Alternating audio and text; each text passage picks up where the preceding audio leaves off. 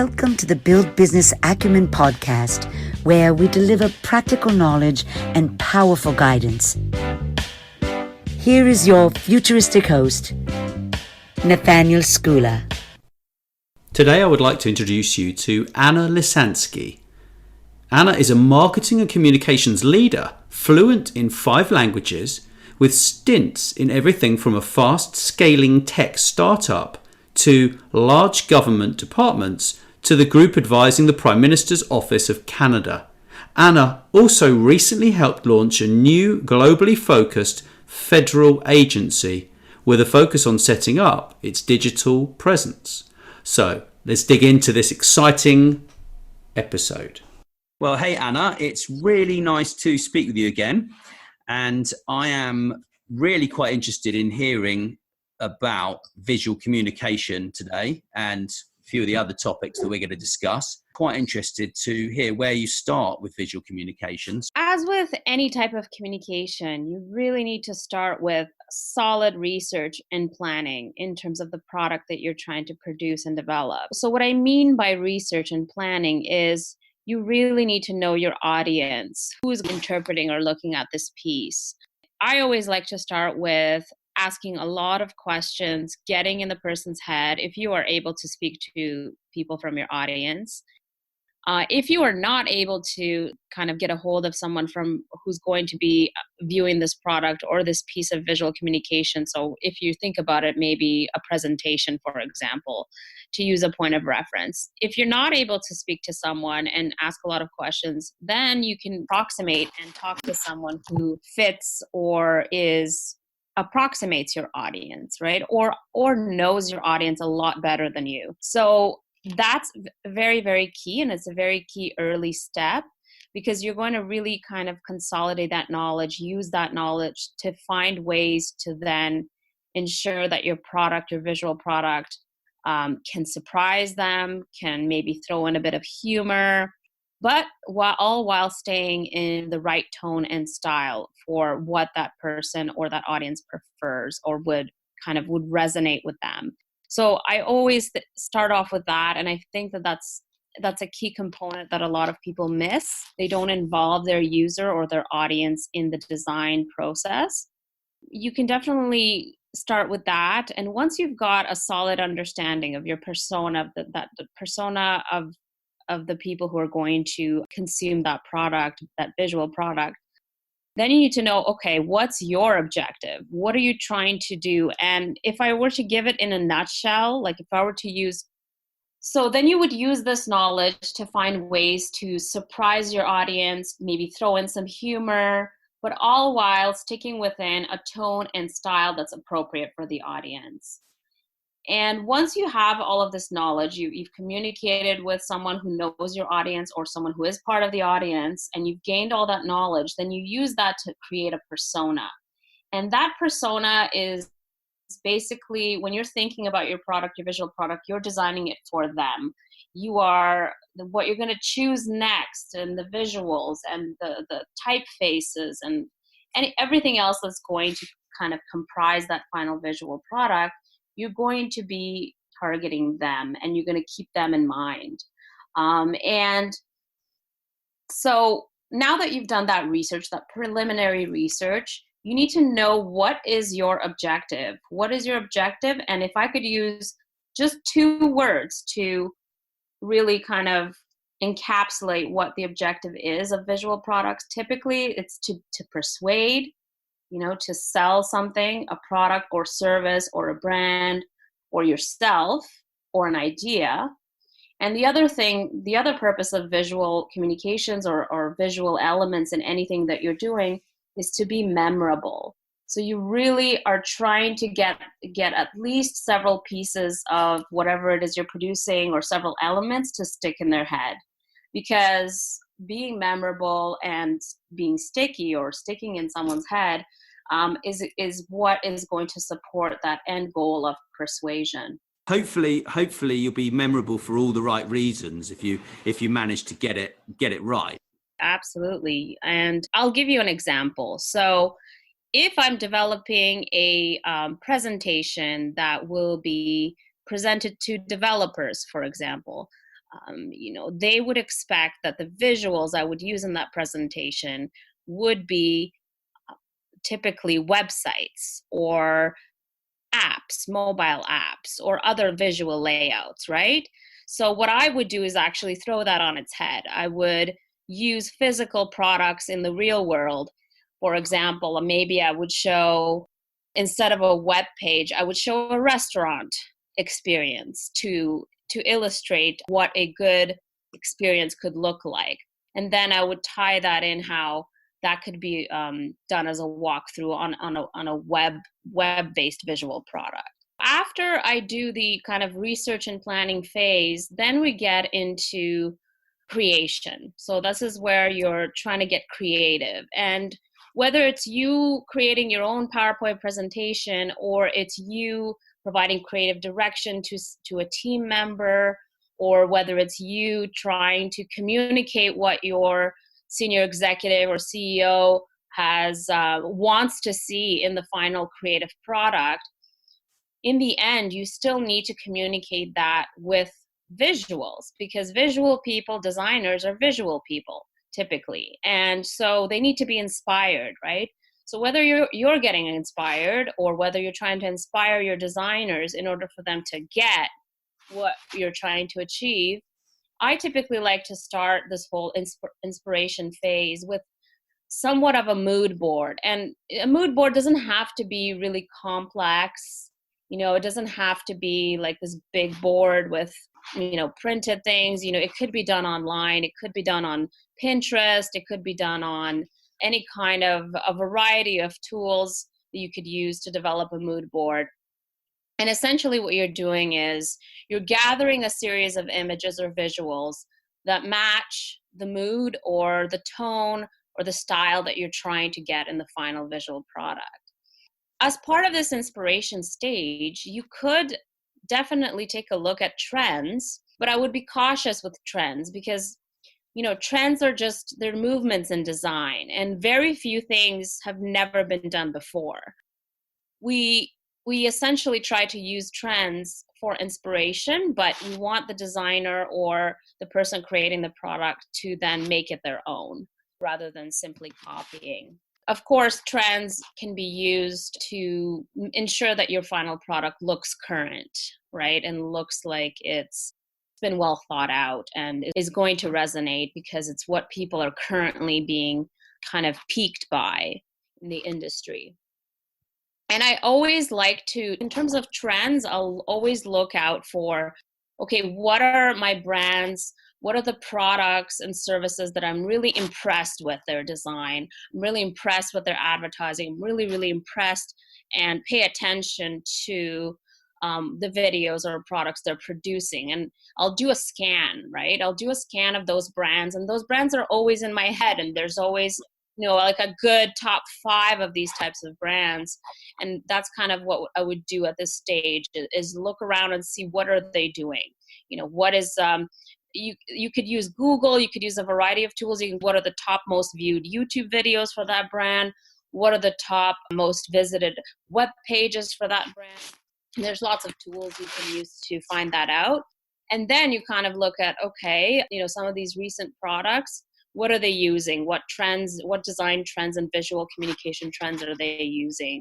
And, thereby, that's why it's resonating so well, because they're obviously doing it right. Of course. So really, you're trying to tell a story then with your visual communication to hopefully not every sort of demographic at the same time. You're trying to kind of really hone it down so that you get the right audience, the right message at the right time. Is that fair to say? Yes, absolutely. You're definitely, this is why in the research phase we looked at the persona, because you might have maybe 1 or 2 personas that you're trying to hit with a product. You're not going to try to hit everybody or all possible personas. You really want to hone in on kind of the top 2 personas, because otherwise your visual product is going to be too messy and too scattered and trying to talk to everyone and trying to incorporate every type of visual, or like the way I like to think about it, if you're communicating to a specific sector, well, there's tons of subsectors, right? And you don't want to include a visual from every single subsector. Then you're going to run into the situation where your visual product is too busy, and when the person is looking at it, their eye just goes everywhere and is not focused on the thing you're trying to communicate and persuade. So to avoid those kinds of challenges, what I recommend is you really think about the background and the foreground, and how does the eye move? Where does the eye on the product first start out, and where does it look first?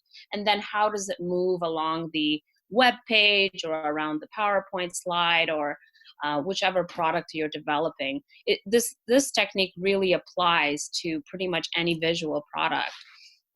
And in order to determine whether all of these things, if you're doing these things well, I highly recommend you pre-test your product, your visual product. So even if I personally am doing, let's say, a presentation at a conference, for example, whatever I have developed, and I've followed this process, and I've definitely thought about my personas, etc., I will still pre-test it with people I trust, people whose opinions I trust, and who either ideally know the persona that I'm trying to target and would be able to give me some more insights or help me to maximize the impact, because you will always have a second pair of eyes, or even a third pair of eyes. They can definitely tell and notice a lot more things than you might, because you've been kind of knee deep in this product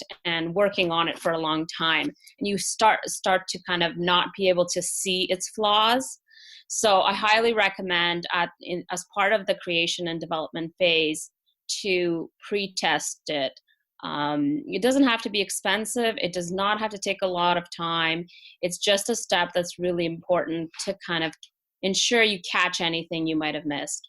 Definitely. I think it's really important to have different viewpoints as well with this sort of thing. I mean, I have a various select handful of friends and business associates, and you're completely correct with what you're saying. Like, most things have been done before. So it's like, well, if a lot of things have been done already, just check out what's working and then take that forwards and sort of put your own stamp on it. I mean, we're not talking about taking someone's idea, but we're perhaps talking about taking inspiration, aren't we, from other campaigns that have been run. Is that fair to say? Yes, absolutely. And the key is to have a lot of different viewpoints. Everybody has their own biases and their own viewpoints, their own opinions on color, on typefaces or fonts they prefer. Everybody's got their own biases, right? But if you're really trying to kind of disaster check your product, having a variety of people having a look at it, especially if it's a really important product, like a major ad campaign, or you're presenting to a very large audience and you only have like 5 minutes to really make an impact and tell your story, you definitely want to prepare with that kind of thing. You want to pre-test, and you want to make sure that you kind of have really looked at it from all possible angles. But what I would caution is, in the end, you still kind of know what, based on experience, right? If you've done this type of thing before, based on experience, you would know, like, this element I know is going to do well with this audience, right? So with those kinds of things, I would say trust your gut. But with other kinds of things, like, if you're presenting to an audience that is of a different culture, for example, here's where pre-testing any of your visuals will be very, very important. That's so important, because you just don't know until you test that with people who are in that demographic. You might even have not done enough research. You might have the wrong word in there that could mean something completely awful to that audience as well, right? They might just go mental, Yes, absolutely. Not just words, colors as well. Colors have different connotations and different meanings in different cultures. Especially with Asia, you never know between one country or another. Red could be good, and another country could be completely seen as a Yes. negative, Of right? course, of course. In Asia, like everywhere except for Cambodia, red is a great, prosperous color. But in Cambodia, that's what the Khmer Rouge used to wear, red and white scarves. So having red in Cambodia is probably not the right thing to do. But I could be wrong because things change, and I think that's why it's important as well to kind of keep up with what's going on in the present instead of just going back to the past and saying, well, that's what it was like then. I mean, I think having really up to date information is super important as well. I think it's really fascinating, like how like the colors in kind of Latin America are so much more vibrant than a lot of other places. Yes, absolutely, absolutely. And having lived in Latin America, yes, I can definitely tell, not just from in terms of clothing and what people wear and styles, but in terms of what they kind of visually see as engaging, right? It would be different than, for example, if you're targeting a North American corporate client. Would you say that they're more sort of, how do I put this, conservative in North America than they are in Latin America? I would say that it depends on the sector, right? If you're targeting the tech sector, you can definitely go, you can push the envelope, you can go a lot further, right? The types of backgrounds that comprise the tech sector are so varied, and the culture in the tech sector is so different, let's say, than, for example, the banking sector, right? Right. So it's really, I would say it's dependent on the sector. But if you were to compare, for example, you can even go ahead and try looking at, let's say, websites, right? Country websites will tell you a lot about what types of colors they consider to be positive or good or communicating good messages, right? So, for example, I go to Pro Mexico, which is promoting Mexico, and you would see that that website is very colorful. It's got more than one bright color on it and things like that. And then you would go to compare it to, let's say, Select USA, and you would go in there and say, well, it's gray and blue, right? So those kinds of comparisons, and again, this can be done with anything, not just in terms of how countries promote and market themselves, but you can sample a set of companies that you're targeting in the country by looking at what they're doing visually. Well, thanks for sharing all those insights. That's really, really interesting. So, am I right in saying that you would, before you even think about the visual communication, you're doing your research, and obviously you've already done your wording, so you know the kind of message that you want to get across, but you don't really know the sort of visuals you're going to use to get that message across. Is that fair to say? Yeah, it's fair to say. And then during the creation phase, that's when you would kind of come together with, your mood board and all the visual options that you have, and then kind of once you move into the kind of finalizing the product, and you've got a finished piece, and you've hopefully tested it and hopefully pre-tested it sometimes at more than one stage. And then once you deliver your product or deliver your presentation or launch your ad, you always want to be getting feedback. You have to have a good feedback loop, whether it be asking people how the presentation went, what they learned, and whether they got the message that you were trying to get across, or measuring all of your campaigns and conducting a lot of A/B testing to ensure that you are actually using the visual that will do the best and that is performing the best, right? So that's actually very important. I don't like to say A/B testing because most of the time I do like ABCDE testing, right? You test like 5 variants, find out what's the best ad that is resonating the best with your target audience, for example, in terms of advertising. In terms of a presentation you're doing to a large group of people, like I said, there's ways afterwards to either email organizers or speak to some people afterwards, but you always want to try to get that feedback loop so that you can improve. And you kind of almost throw it back at them and be like, okay, so tell me what you think I said, right? And then you get their wording of what they thought they learned, and then you can evaluate your own presentation and whether, the visuals you had helped you tell the story, or maybe you need to change it up. Maybe you need to adjust, right?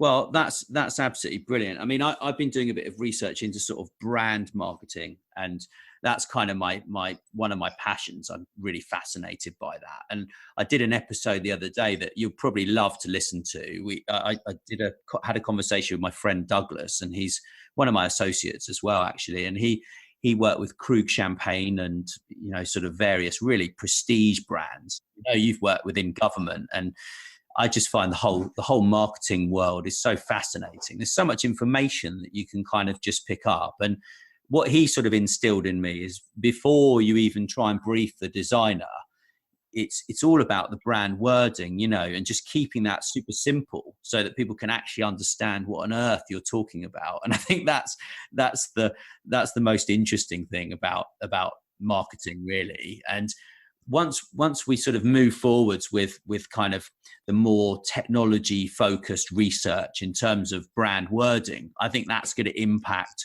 visual communications quite a lot as well. And that's quite exciting. The whole prospect of that over the next few years is quite exciting, actually, for me.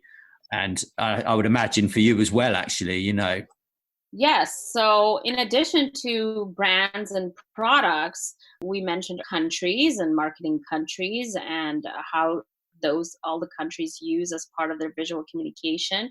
But what I've also done is marketing people, right? Politicians, Right. and or what they're actually doing, what they're actually communicating to their constituents, and what type of visuals help to communicate that, and almost the tone and the style and the rhythm of the products match basically the brand of that person, right? And when they do match, and they kind of, the supporters and the base, they basically have a better understanding, and it will resonate better with them. So that's always interesting when you kind of are, let's say, not just selecting visuals to go with your product, but even selecting clips of a person, right?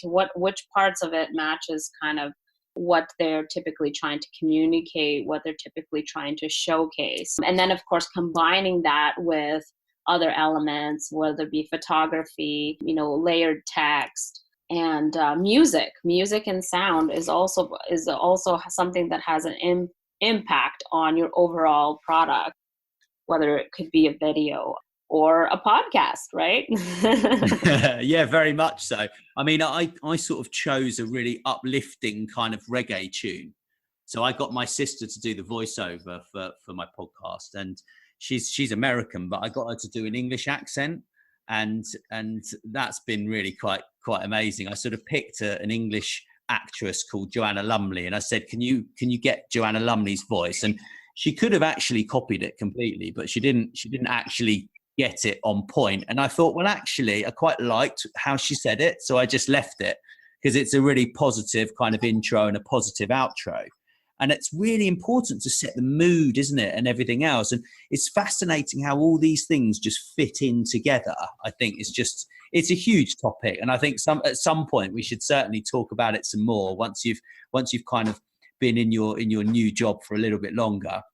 Well, your current job, because you seem to just get promoted all the time. Every time I speak to you, you've been promoted.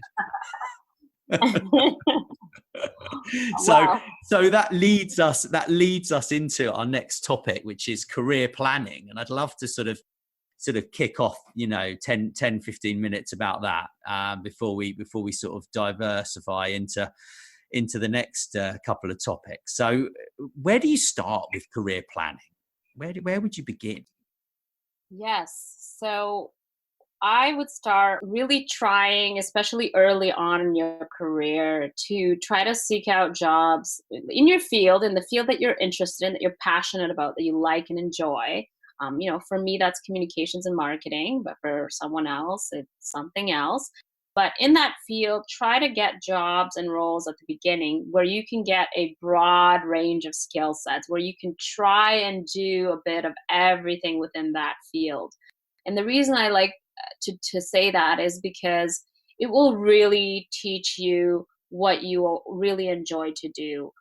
We work many hours in the week and throughout the year, and it has to be something you're passionate about, and it has to be something you will enjoy. So that kind of early on process, I highly recommend. And that's kind of how I did it, where I worked at a startup and I got to do basically, I wore all the marketing hats. I was the web developer, I was the graphic designer, I was the coder, I was the person who did the layouts, e-blasts, events, conferences, business development, lead generation, CRM, everything, so that I could kind of learn the full spectrum of what everything that a business needs to, create a brand, create messaging, create products that they then use to reach their audiences. And of course, how all of that ties in with the business development angle. I remember having conference calls with people across Canada, our sales teams across Canada, and our sales teams in California, and listening to them a lot on a regular basis to understand what the business development side is thinking and feeling and working towards every day, because marketing oftentimes is a supporter to that, right?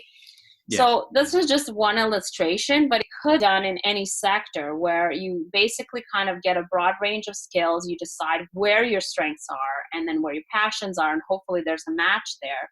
If there isn't a match, of course, you can develop your skills and get more training, more learning or education, or perhaps ask to job shadow someone if you don't have the skills in something, but you really, really, oh my gosh, I really am passionate about that and I really enjoy this part of the field, right? So I would definitely encourage to start with that. And then once you know kind of, and that's really important, because when you first start out in your career, you actually don't know what you like. You don't know, you're not sure. You kind of know that you like this field, but you find out later that it's a lot broader than you expected. And basically what you do once you've discovered kind of that area that you really want to hone in on, then you try to really ensure that you're trying to learn as much as possible about that area. And as part of that, you want to be really keeping up your skills and improving your skills all the time, meaning learning all the time, learning something new every day. And of course, keeping up your skills. And what I like to think with that is relentless innovation. Always be learning something new, right? Just like companies who are not relentlessly innovating, same thing with you in your career. If you're not learning constantly, you're going to be stuck. You're going to find people later on in your career coming into your organizations or your teams that know more than you. And if that's happening, it means that you're not keeping up your skills, right? And things are evolving all the time and changing. And this applies to many, many sectors, not just the tech sector, which was the example I used earlier, but in many sectors, there's a lot of impact in terms of innovation and the evolution that is kind of being propelled by the internet and AI and all of these emerging technologies. And now that you've uncovered kind of what your passion is and the area of your field that you really want to move forward on and progress in your career, you need to get yourself some mentors. You need to find a person who is in a role that you aspire to be in. And you can find these people. Now with LinkedIn, you can do some research, compose a really good intro. And, it might not get a response from everyone, but you will get a response from someone. There's a lot of people who enjoy mentoring. And in fact, I also mentor people myself, because I always want to give back. Like if I've had good mentors throughout my career, I want to also help other folks who are starting out early in their career. So having mentors is very important. But in addition to that, I would also encourage you to have trusted advisors. And the difference between mentors and trusted advisors is that trusted advisors are going to be people who know you very, very well. And typically you would want them to be people from diverse backgrounds, but who know you very well. So, for example, I have an advisor who is very into politics, like way beyond me, like knows the results of all elections, follows Canadian and US politics and global and geopolitics to some extent, but kind of a lot further kind of than I would go. And then I have someone who is from a different sector and a different country, but who has been a long time good friend of mine and knows me very well, and we still kind of stay in touch. And I have another advisor who is actually in the same field as me. So that's also important. You want to have advisors in the same field that you're working in as well, because they can kind of be your person you can bounce back ideas with, you can share best practices with, you can find out about career progression opportunities from, you can get referrals from, etc. So it's important to not just have kind of a mentor in a senior position from the perspective of a role you want to aspire to, but also to have mentors kind of that are more close advisors that you go to when you're about to make a career decision, and you bounce those ideas back and forth off, and then you kind of gather all of your advisors' opinions, and you think about what you want to do. And what I like to do is I definitely do a pro-con list, right? I'm very all about numbers, and I'm about evaluating things a bit more from like from an more objective point of view, or as objective as possible. Obviously, to some extent, career decisions can be emotional, but most of the time I like to keep them kind of pragmatic and really kind of analyze what do I have here? What can I gain in the new role? Am I going to be learning something new in the new role? And that's really kind of my biggest question. Will I be learning something new? Will I be challenging myself, right? And sometimes things that go into the pro list could be things like, well, the senior leadership in this new place or this new role is people who I'm really inspired by, right? So that could be another element. But definitely have a mentor, have trusted advisors, make sure that they are from diverse backgrounds, but that they also know you very well, and do a pro-con list before you make any kind of career decisions and career moves. And to be able to do that and to get those mentors, of course, you need to be networking. So attending networking events, both local and international, attending industry sector events. This will help you kind of build your contacts, build your network of people who could either one day become your mentors or refer you to a job or recommend an opportunity that you could apply for. So it's very, very important to network and to build your contacts. So I use LinkedIn heavily, and I definitely, anytime I go to an event or networking activity, I will connect with people I've met with. And I will send a very personalized note to kind of remind them how we met. Occasionally, depending on the person, depending on how associated they are with my field or how much I think that they know and that I could learn from them, I would go ahead and actually follow up a little bit more regularly to kind of maintain that relationship, right? I would potentially go for coffee or for lunch with them. I would continue the conversation and see what else I could learn from that person. Does that make sense? So that's all very interesting, Anna. I completely agree with you with all of that, actually. I think it's very important to realise as well that, you're not going to be in your current job forever, probably. The chances are, they were saying that people in their 20s, by the time they reach sort of 30, have had like 9 different career changes. That just amazed me. I was like, wow. So it's kind of like all these skills, all these business skills that you learn and this acumen you build up and these connections just create so much learning and so much fun. I think it makes your career a lot more rewarding as well, most certainly. Yes, and what I found most handy is the networking part. Like, I've had people offer me jobs, amazing jobs, from a networking event I went to 4 years ago, where I met this person once and spoke to them for maybe 2 minutes. And just in that short time frame, I guess I was able to land an impression. And so later on, when they were thinking of someone who is, strong in marketing or strong in that field, or I don't even recall what we talked about, honestly, but it was probably about marketing. 4 years later, they refer me to someone when that person is looking for someone strong in that field. So I absolutely do not discount.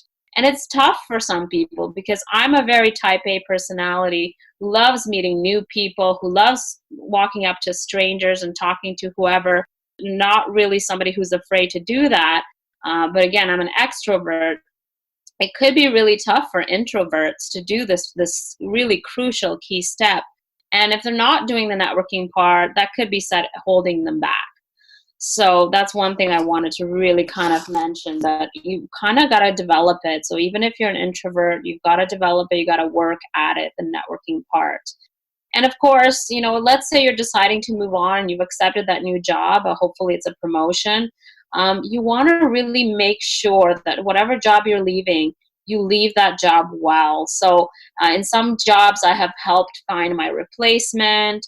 In some jobs, I have given significantly more notice than the minimum to ensure that there's a really kind of easy and smooth transition for the previous employer. It's really important to not burn any bridges and to really keep in mind that anybody you've worked with, even if they're not one of the people on your references list, any one of them could be called at any time and ask, and people can ask about you, right? So you really want to make sure you leave everything in a good place.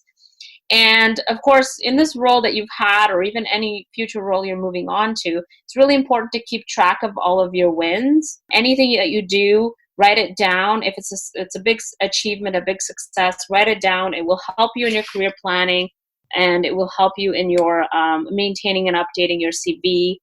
And then make sure that you promote your wins, because if you don't kind of merchandise or promote your wins, nobody will know about them, or not enough people will know about them. And then you won't hear about these promotional opportunities. Of course, while you do that, I also highly emphasize to ensure that you give credit, whether it be your teams or colleagues or other managers or other leaders that have helped you, to always give credit where it's due, and sometimes it's actually good to even over give credit, because all of that kind of stays in people's heads and stays kind of as an opinion or reminder of yourself. So you always want to leave that good and positive impression, and not the impression of like you just take credit for everything. Right. Yeah, I agree. I mean, we see all these people winning the Grammys and stuff, don't we? And I think that when they do sort of give credit to their team and everything, it just adds a whole new feeling to what they're saying. It gives a warm feeling instead of a kind of, almost egotistical thing. I mean, but it's a difficult thing to promote yourself in front of people without being egotistical. It's definitely a challenge. Being Canadian, I mean, you're in Canada, right? Are you Canadian? Actually, you are, aren't you? Well, I'm Canadian. Yes, I am Canadian now, but I moved to Canada when I was 8 years old. Right. And prior to that, I lived in Peru for a bit. Oh. But I was actually born in Russia. I love Peru. It's one of my favorite places. I spent nearly 6 weeks there traveling when I was in my 20s. It's a great place. But my point I was trying to get to was, I think cultures actually can hold people back. So, for example, I live in England, right? So you being in Canada, you are a little softer than the Americans. So what I mean by that is a lot of Americans, they will shout about their achievements. Yeah. You are more British, I think, in fact, than actually American in the way that I look at the Canadian kind of culture, and the way that you promote yourselves is a lot more, on the whole, it's a lot more British than it is American. I mean that in the nicest possible way. I'm not saying that the Americans are doing anything wrong, but what I'm saying is that us as British people, I mean, there will be a lot of British people listening to this, because it will be in front of, people within lots of organizations within the UK and worldwide. But I think we need to be more American in our promotion and our self-promotion, but not to the detriment of our relationships. And there's a very fine line between being yourself, and actually stepping out and over promoting who you are so that people kind of look up to you. And that's not what we're talking about, is it? Yeah. And this goes hand in hand with the whole giving credit thing as well. But also what I often struggle with is, should I promote just the results and just, kind of make sure the results are, the organization is made aware of them, versus just kind of promoting myself, right? So I've always stuck to promoting the results more, and not promoting myself and as much. And that's worked for me, but I don't know. It depends on the culture of the organization as well. You really need to hone in and understand your organization's culture, because you need to know whether just promoting the results is going to work for you. Has it worked for others? Or if that is not the type of place where that's going to work, where you have to actually promote yourself constantly, you have to get face time with senior leaders constantly, maybe do some after work activities, go for a 5 to 7 type of drinks after work or things like that, then those are the kinds of things you will have to do in order to kind of be able to kind of surface in terms of, especially in larger organizations, as someone who is worthy of or merits a promotion or merits a career progress in that sense, right? Right. So you have to just kind of match what you're going to do to the culture of the organization. And if that doesn't sit well with you, and if you're not comfortable with that, then perhaps consider a lateral move to another organization where the culture fits better with the way that you like to work. Because it's really hard to change people. It's really, really hard, but it's not that hard these days to change jobs and to change organizations. Not as hard as it may have been 10, 20 years ago.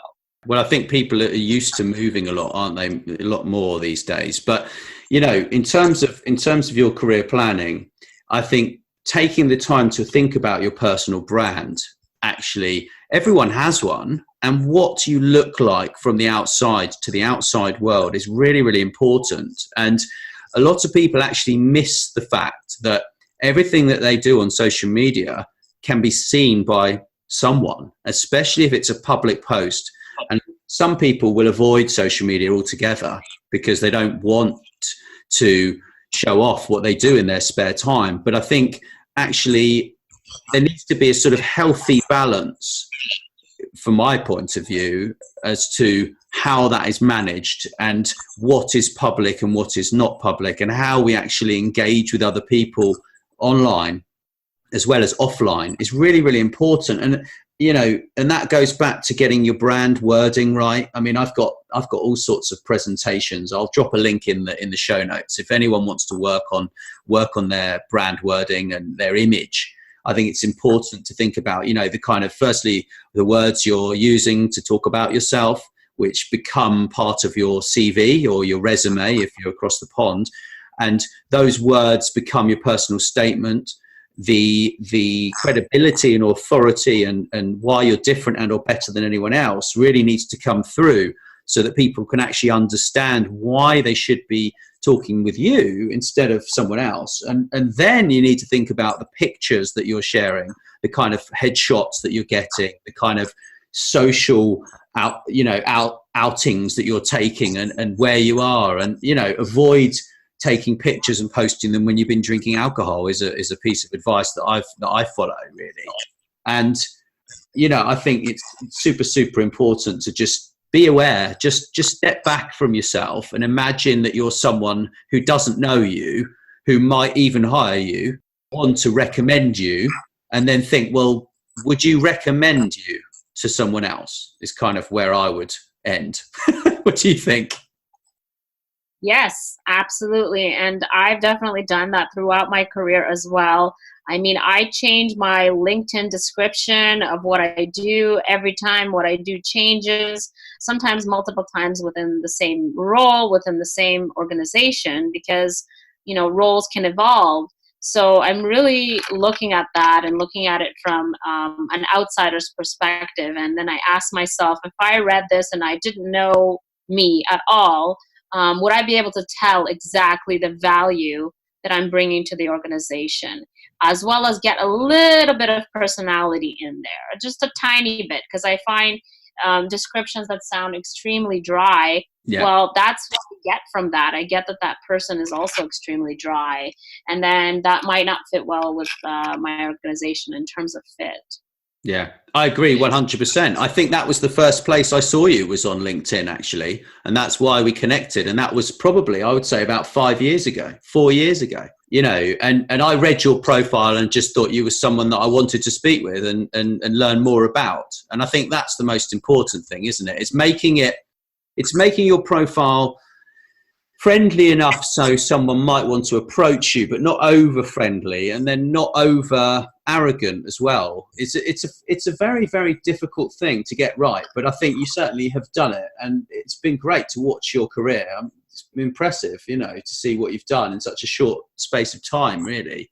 And I think it's fantastic. So onto the next topic.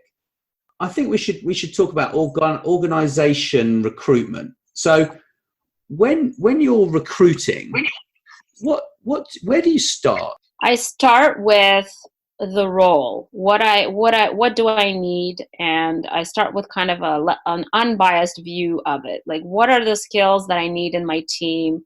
What am I missing? And what are the sets of assets and skills that the person needs to have in order to be able to do the best job they possibly can in that role. In my field, the types of jobs I hire for are writers, I hire graphic designers, video producers, I also hire social media specialists, and I also hire events people. So in these types of roles, there's a certain kind of skill set. Typically in communications and marketing, you need one basic skill set that is really, really important that everyone must have, which is writing. The ability to write really, really well, persuasively, and with really strong grammar and punctuation. So whatever industry or sector you're in and you're hiring for, kind of try to discover what that baseline skill set really is. For different types of role that are more analytical, you would have the baseline skill set that everyone must have will be more mathematical and statistical in nature, right? But I find what those baseline skill sets are, and then I build out the job description. The job description is really, really important. It needs to be impactful. It needs to clearly show what the person is kind of going to be doing. People don't like uncertainty. People don't want to work for dull organizations. So when you read your job description, does it sound standard and regular and dull, or does it sound interesting, dynamic, and exciting? So what I would do as well, kind of with everything else that I do, is I would show it to lots of people and have them look at it and read it, even people who are kind of not looking for that type of role, but just to get an impression. What's the impression you get of the organization and of the role? Or I would ask something like, what do you think this person's going to do when they get here? So if that is not clear, or the answers I'm getting are not clear, then I would have to go back to the drawing board and adjust the job description. That's actually quite important. And as part of that process, you're going to end up putting your job description on your website most likely, or on other staffing and hiring websites, or on LinkedIn, for example. So you really need to ensure that you think about the process of the people who are going to look at it, and what else are they going to do. They're probably going to Google you. They're probably going to Google the website. They're probably going to look at other people who work at the organization and the description, their descriptions on LinkedIn. If they're going to be more in depth with their research, they're probably going to see if there's any news releases or articles or any other organizations writing about your company, what they're saying. They might go and look at Glassdoor to see what some feedback is from people. So they're going to be doing a lot of internet research. So you have to ensure this, if you want to attract the best talent, that everything that person sees about your organization is top notch. From your website about us page, to the job description, to your description, the hiring manager's description on LinkedIn, to some of the key top people in your organization, what their profiles look like on LinkedIn. And this is very key. And this is why in every organization where I'm in this type of role, like a digital role, I ensure that I give senior and C-suite level folks training on LinkedIn and why their profiles are important, why it's important that they are filled out, because it's not just for themselves, for them to be exposed to new job opportunities. It's actually a branding element of their organization. And how an organization brands itself impacts its ability to hire top talent, and in the end, it impacts the organization's potential to succeed. So that is very, very key. And I provide that kind of training internally to staff at all levels and to C-suite as well. And I've done so in my current organization, and it was very well received. So when I moved recently, probably, I don't know, 6 months ago or something, and I received an email from someone who's a local recruitment agency. And this young man sent me a message, and he pointed to a job in a local marketing agency. And he said, well, this agency, I think, there's a role that would be perfect for you in this agency. And I'd like to put you forward for the role. So I asked him a little bit more about it, and I took a look at it. And then the first thing that I did is I went to LinkedIn and I looked at the managing director of the business. That was the first thing, because I'm not, I'm not saying I'm like top level, right? But if I was to work in a business, I would work directly with the managing director or the marketing manager or quite high up. So when I looked at this guy's profile, my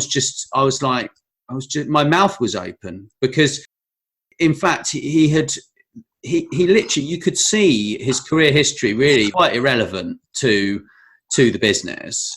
He was clearly someone that had been put in as a managing director, but someone else was kind of behind him. And you could see that and tell that just from looking at the size of the business. I mean, it was quite a small business, probably 110 staff. So, fairly small enterprise in the scheme of things. And I just sort of looked at him and I was like, I couldn't work there, just because I looked at him. I sent the hiring manager a message saying, well, I'd consider working maybe 2 days a week if you've got a project you need some help with.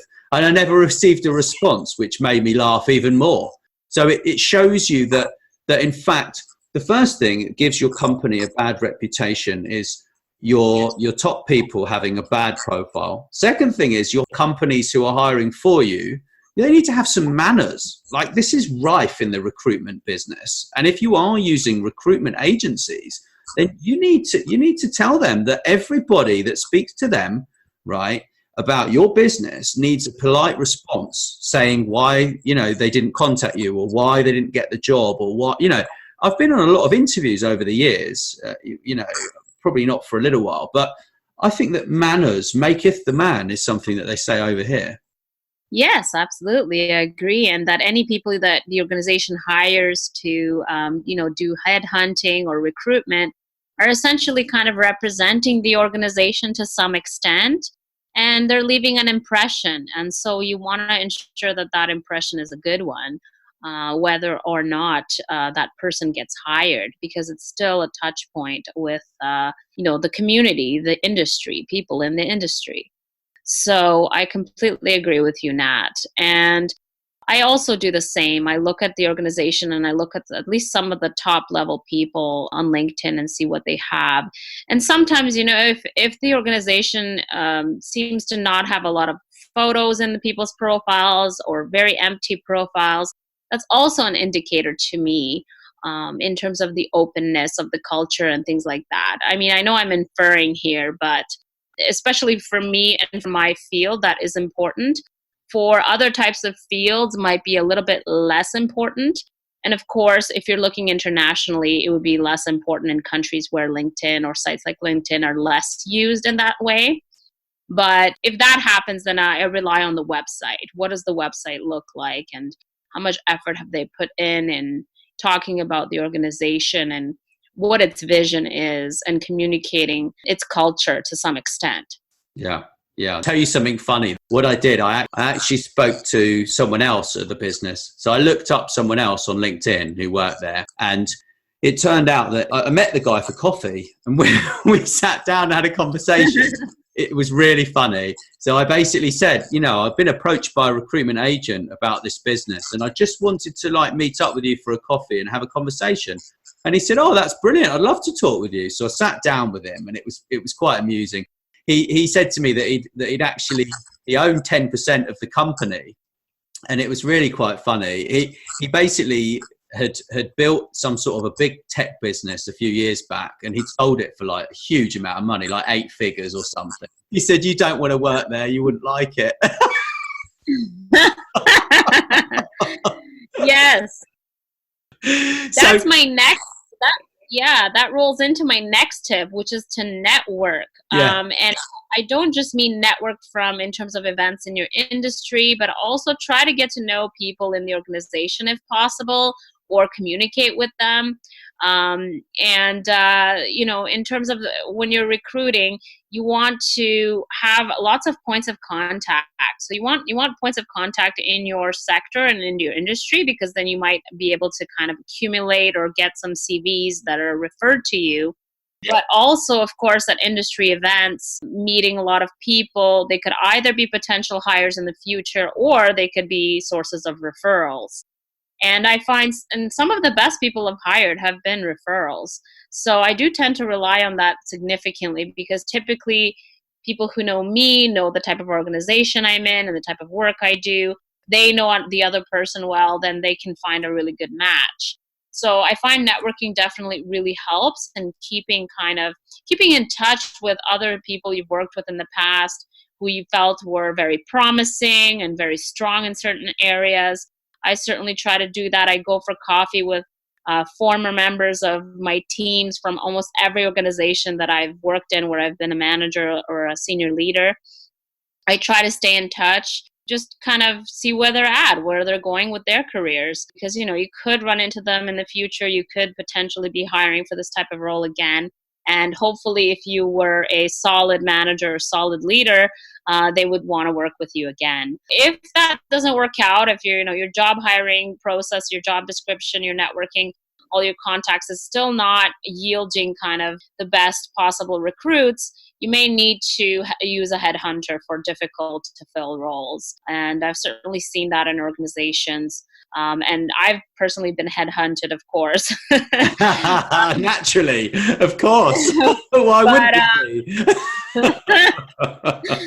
Pretty much, I would say my last 3 roles, I was headhunted, asked to apply to a position, but essentially they wanted to hire me, and in some cases I still had to apply and stuff. But it was a very interesting, and I would say that also I've had a lot of cases where some of my senior leaders, directors and above, they would move on to different organizations, and then they would kind of be like, "Oh, why don't you come and join me here and work on kind of this or that?" So that's another thing too, is keeping in touch. Not really limit yourself. Keep in touch with people who you've worked with before at your level, people who have worked for you, and also senior leaders and senior leadership wherever possible. That would be my key recommendation, because you never know where a good recruit recommendation could come from when you're kind of really in a pinch, you're really in a bind, and you need to fill a role quickly. You can use kind of those sources. So yeah, job description, strong, networking, headhunting. And the next kind of thing that's important, now that you've gotten your kind of list of potential recruits, or you've ran your job posting for a certain amount of time, and now you get to the screening phase. And in the screening phase, it's really important that typically I haven't done the initial screening phases lately, just because I've worked at large organizations. So, large organizations typically get, hundreds of applicants. So to do that phase myself, it would be very time consuming. So typically you have another person, let's say in your HR department, doing the screening. And it's really important that you communicate with that person, have a one-on-one conversation, ideally face-to-face meeting, and communicate the role to the person to ensure that they really understand what you're looking for, so that through that initial screening you're getting kind of the best of the best, or the cream of the crop, but that they understand what that means to you. Things to look out for. So key skills that you're like, if you see this, that person is probably a good person to move on to the next stage for interviews. And that's really kind of important in terms of identifying those things. And I like to call them, I guess, assets or extra qualifications or extra things that you're seeing on people's applications that really tell a story about the person. And that can include things like awards, volunteering, and being really kind of involved in the community, being involved in the sector, trying to give back to people starting out in the sector, and also kind of really looking at being kind of a well-rounded individual. So that's typically what I like to give in that type of meeting, where I'm communicating to the HR person who's going to be doing the screening for me very clearly what the role is, and also the type of ideal candidate, what an ideal candidate looks like.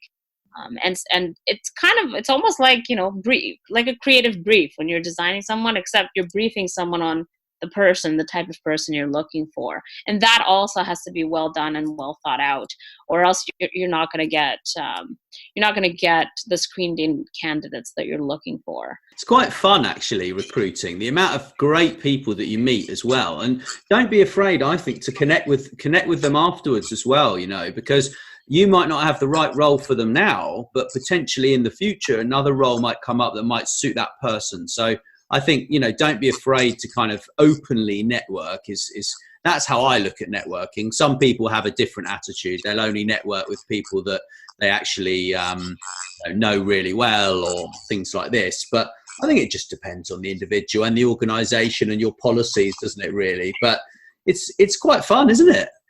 Yes, absolutely. And I connect with, anybody kind of pretty much who I've interviewed. I guess I would caution to connect with people who were later stages and then were not, did not kind of pass, or did not end up being recruited. I guess it depends on the role. But kind of, if I've had people where they seemed really strong, but they would be potentially a good fit for another role, but not that specific role, but I can tell that they have potential and that they're strong, then I would definitely connect. And if sometimes I would reach out proactively and connect with them, because I know at some point I might need someone like that. And so I can then, check out my LinkedIn and search, based on those skill sets. So you've kind of done that. Hopefully you've screened well at this point, and you get to the interview stage. And I know that people have really different styles and techniques for doing interviews in a variety of sectors. And so I wanted to really pick questions that could be adjusted and could apply to any sector, but that really, really tell a story about a person. And you could really find out some key things, and will give you kind of a better sense of whether they would be a good fit for your organization. So these two questions are, I always like to throw in a question on asking the person to give an example of a high pressure situation they were under, kind of what contributed to that high pressure, and what did they do to be able to complete their project or product or whatever they were working on successfully. And what are the steps that they took? I always like this question because I like seeing what people think they consider to be a high pressure situation, right? And it's really, really telling a lot of the times. And it's a really, really good way to match people to the role, because if the role is very high pressure and very demanding, and the example the person uses, in your opinion, again, you're working in the organization, the amount of pressure. If it doesn't match, then you are probably better off not hiring that person, because they're going to be overwhelmed, right? Or they're just not senior enough in their experience to be able to handle that level of pressure, right? So sometimes sometimes the experience level's not there where you can just go. You're still learning, right? So there's a mismatch in terms of level of knowledge and seniority in terms of the role. On the other hand, I've seen a lot of people, answer that question, and if they are very, very keen, they are very, very, I should say, driven. And not necessarily the most senior or the most experienced person, but I can see that they could do it, and they can make it happen, right? So those kinds of questions where you're asking them to come up with an example from their experience are really telling. So that's my first key question, Nat. I love that. I think it's a fantastic question. Brilliant. Yeah. Yeah. And then my second question is also very important and could be seen as a very crucial question, because what you're really trying to avoid is bringing in people into your team or organization who are overly arrogant, who are overly self-absorbed, because those types of people can really destroy a culture. They can really have a negative impact, even if they're very strong and their skill sets are excellent and all their acumen and volunteering and awards and all of those things are there on paper. There's got to be questions in your interview that try to weed out the ultra arrogant. And the question I would recommend is, rate your knowledge of sector trends and where the sector will be in 5 to 10 years. So anyone who says 9 or 10, don't believe them and run now. Don't believe them and run, because it's very telling. It's very telling. Like, even if they actually know at the 9 level, you know what I mean? It's like, do they have a little bit of humbleness, and will they go for 8? That kind of thing. I think it's really, really key, because that kind of tells you a lot about the person. Because especially in tech or in social media marketing, communications, and some of the fields that I've worked in, you don't really know that far out. You could maybe forecast, and you could kind of predict some elements, but I would consider a level 10 to be like Google, like how well Google knows, right? Yeah. And because predictive algorithms and all of this, and they have Google DeepMind, and they have all these things and tools, maybe they know, right? But no one does. Your average person is not going to know at the Watson. Yeah, level. Exactly. I would probably, if you asked me that question, I think I'd probably say 5 or 6, because I don't think anyone actually knows. I mean, if you look at how many companies have actually disappeared in the last 20 years, just 150, 200-year-old businesses that have disappeared overnight. Absolutely. Because of a new trend. Where is Kodak? Where is Kodak? Yeah, I was just thinking about Kodak. Exactly. And they're iconic. They're like iconic. Yeah. Kodak, Blockbuster. But I was reading something about Blockbuster earlier, and in fact, the CEO actually launched a competitor to Netflix, right? But the board did not have buy-in. He didn't have buy-in with the board, and then the board fired him, and they killed the program, and they would have lived. Oh my God. Interesting, isn't it? That's because they're not pursuing relentless innovation now. Yeah, exactly. They're not. Exactly. So, have you got any more questions, or do you want to get on to the next topic? Just one last thing about the whole hiring process is I like to include the test and reference phase. So in the test phase, I'd like to always include a test that simulates as closely as possible a really realistic part of the job. Right. So if you're to be a writer, I would give you a writing test. And if you typically have a day or two to come up with a 500 to 700 word article that go into an op-ed, well, that's what I would do. I would actually give you a couple of days, right, to come back to me with the test, because I want this situation to simulate what the actual work will be like and what kind of timelines you're actually going to have, right? And that's definitely key at the testing stage, and it has helped me over the years. I mean, I've interviewed over 80 to 100 people in the last 2 years, so I've got a pretty good sample size, and I know who I've hired and how well they've done in the end.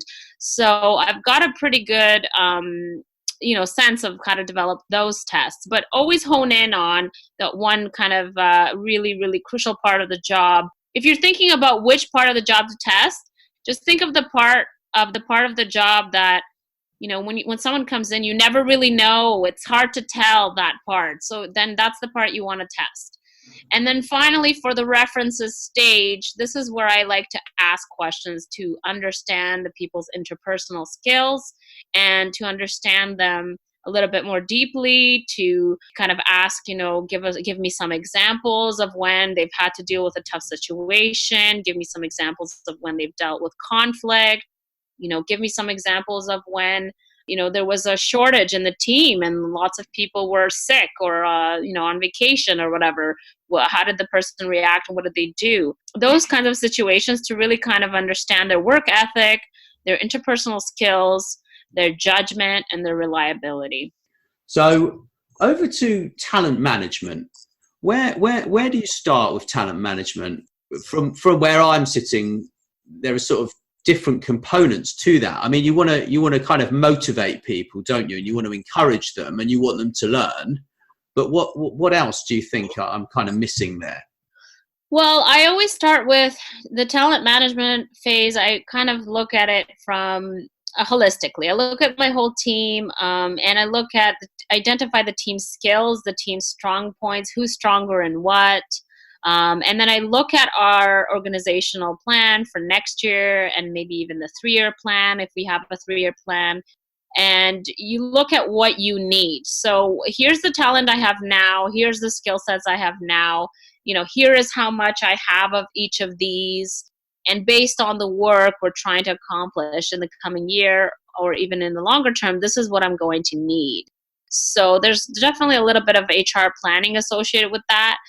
And once I identify the missing skills, then I determine where kind of, in terms of a strategy to bring those skills in or to develop those skills internally, right? There's lots of ways to do that. So one way is to, think about that skill, and how much corporate knowledge the person needs, internal corporate knowledge to do that skill, to do that job really well. So in that case, you might want to go for hiring a full-time employee that's going to be in-house and working with you closely versus a consultant or a contractor. If however, it's something that you don't think there will be a full-time role for and you don't think that it's something you can have as like a specialty within your shop, within your team, then it's probably better to contract that out, get either an agency or a consulting firm, etc. So I always like to use the example of like CGI animation, right? If you're in communications and you want to develop, regularly products and visuals, and occasionally you want to have beautiful CGI animation in them, I mean, you're not going to hire someone in-house for that. You're going to contract that out, right? You're not going to have a full-time person doing that. So hire for the missing skills, but really determine if it's something you need full-time and it's something that needs corporate knowledge, or something that can with a good brief can be done by external providers. Yeah. And I mean, what are your thoughts on that, Nat? I know you do a lot of that work. How do you find companies kind of that you've worked with? Have they done that assessment? Well, I think in the marketing world, I mean, that's my predominant sort of industry that I'm in, marketing and sales, really. I would consider the two aligned very closely, really. I think salespeople like to think that they do all the work, but actually without the marketing people behind them, that it just wouldn't really work. But I think it really depends on the brief. I mean, I sort of work agency side, so if I don't get a brief that says, right, you need to contact this amount of people and we need to get this amount of people to say yes, and then we need to get, a conversation happening with this amount of people, I think the planning is the most important thing, and actually working out what skills are actually missing from, most certainly, like you say, from the actual business itself. I think there's a massive sort of misnomer that you can hire everybody into your business, because that's totally wrong. I think there needs to be a healthy balance between the agency and also the business. I mean, obviously, depending on the size of the business, some small businesses or some even huge businesses can manage most of the marketing themselves. But even those businesses, I mean, you know, I do quite a bit of work with IBM through a partner agency, and they work with loads of technology companies. And if the technology companies could do it themselves, they would, but they actually can't, because they're missing out on some of the specialist knowledge and keeping up with the up-to-date trends, because it's our business to keep up with what's going on, you know. And whilst everyone in the marketing world likes to think nothing has changed, I do agree that very little has changed, but there are still new things that are happening that people need to keep their finger on the pulse and learn about, because without that, the competitive advantage is lost. And I think that's really important. Yes, yes. And then if you decide that you're going to develop the skills, let's say it's your core business, then there's lots of ways you can do that. You can do it through training, so formal training, webinars, classroom training, and all those kinds of things. Although I find lately there's been quite a few kind of high quality providers in terms of webinar and online training. But there's also like newsletters, podcasts, conferences. You could also ask your team to propose something new every month, because you know that to do that, they'll need to be always kind of on their toes and learning all the. So that's one good tip I always like to do with my teams. You know, ensure your team feels valued and supported. Watch for signs of disengagement, because then you might lose your top talent, right? Top talent is always, you got to keep it in mind in your head that top talent is always kind of getting kind of approached and potentially offered things. So you need to ensure that your team feels supported, that you're constantly kind of checking in with them and making sure that they feel like they have the skills that they need or the time that they need to do the job right. And if not, if any of those two things are missing, then adjustments need to be made to the team, right? And it's all part of talent management.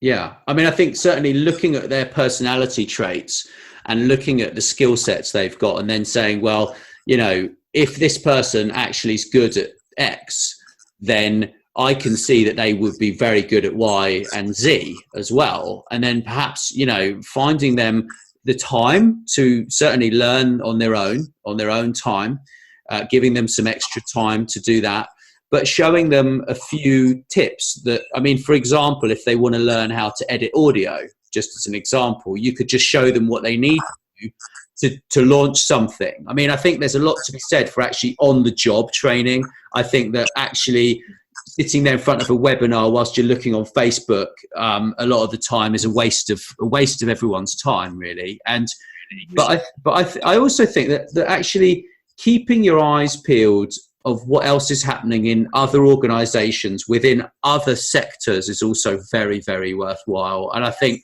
you know, missing out on that is quite sad. I think that every job needs to have actually some space to learn. You need, I think, an hour a day at least to learn about what the hell is going on in this world, because just look at it. It's fragmented.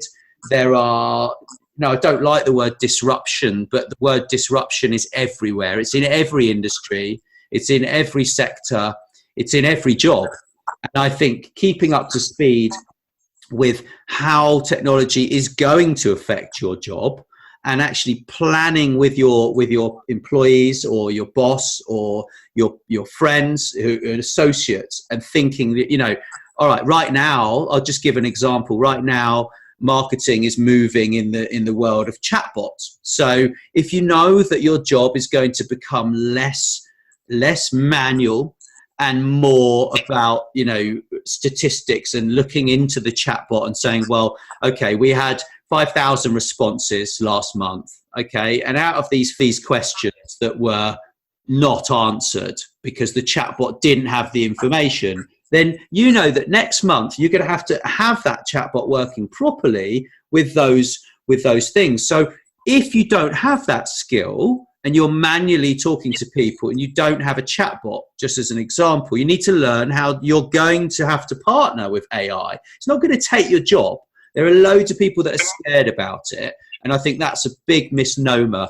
I was talking to Winston Churchill's grandson the other day, who's on another episode. And he's a venture, he's an angel investor. He runs a firm in America. They've done over 1,000 startups, sold businesses to IBM and various other companies. But what made me laugh is he said something. He said, look, we're not going to be like the Jetsons anytime soon.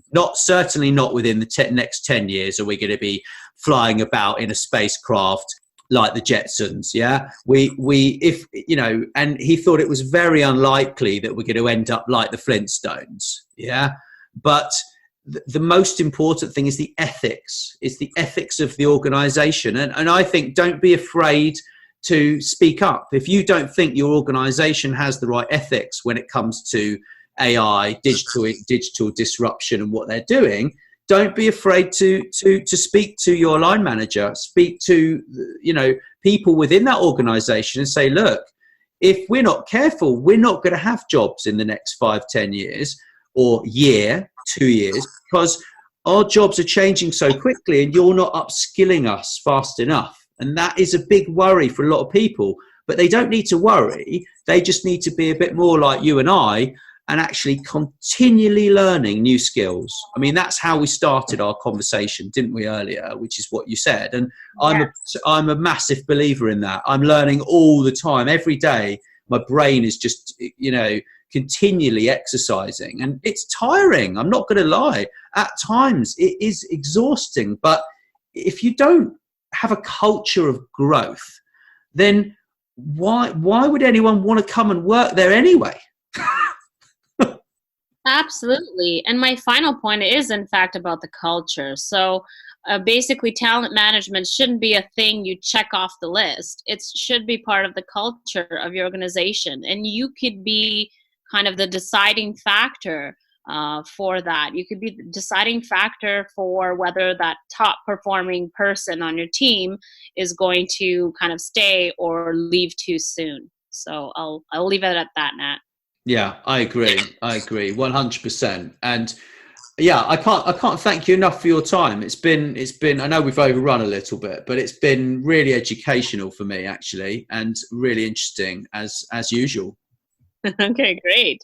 Thanks so much. That's great. And yeah, if people want to get hold of you, I will drop a link for your LinkedIn in the show notes. Thanks so much for listening. Please subscribe, and wherever you prefer, share with your friends. And if you enjoyed the show, drop us a review on iTunes or wherever you listen.